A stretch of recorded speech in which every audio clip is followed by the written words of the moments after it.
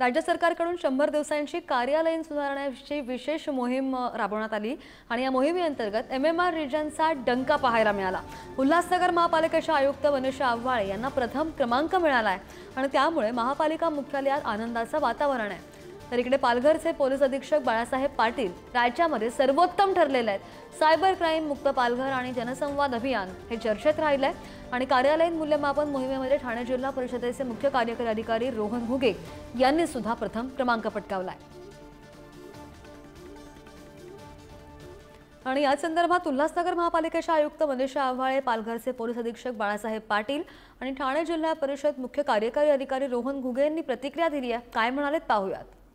कमी वेळ आम्हाला मिळत होता आणि त्या कमी वेळेमध्ये बऱ्याच गोष्टी सुधारायच्या होत्या।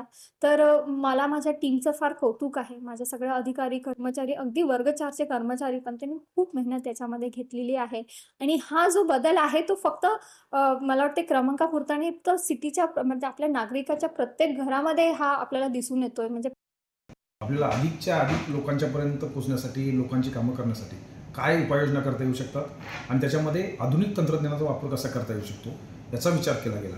आणि त्यानंतर आता जे 100 दिवसाचं असेसमेंट झालं त्यामध्ये क्वालिटी काउन्सिल ऑफ इंडिया यांच्या प्रतिनिधीच्या माध्यमातून हे संपूर्ण ग्राउंड रिॲलिटी चेक केली गेली। त्याच्यामध्ये प्रत्यक्ष इम्पॅक्ट काय होतो लोकांच्यामध्ये ते चेक केलं गेलं आणि त्याच्या आधारावर रिपोर्टिंग केल्यानंतर राज्यामध्ये पहिले 5 जिल्हे काढले गेले, त्यामध्ये पालघर जिल्ह्याचं प्रथम स्थान आलेलं आहे।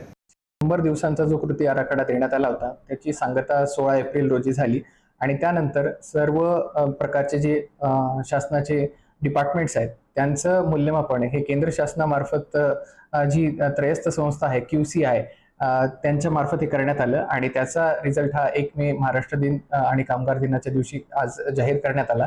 त्यामध्ये जिल्हा परिषद कॅटेगरीमध्ये ठाणे जिल्हा परिषदेला प्रथम मानांकन मिळालेलं आहे।